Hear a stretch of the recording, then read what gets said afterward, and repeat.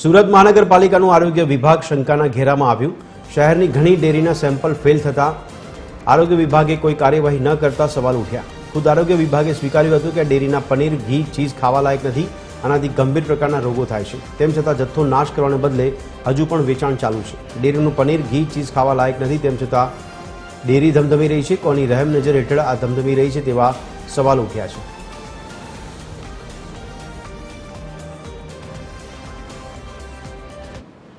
Food વિભાગની અલગ અલગ જગ્યાએથી ઘી, પનીર, એનાલોગ પનીર વગેરેનું ઉત્પાદન, વેચાણ અને હોલસેલમાં વેચાણ કરતી સંસ્થાઓની ચકાસણી કરી તેમાંથી નમૂના લેવાનું કામગીરી ચાલુ કરે, જેમાં એનાલોગ પનીરના અને 4 ઘીના નમૂના અંશેક જાહેર થયેલ છે।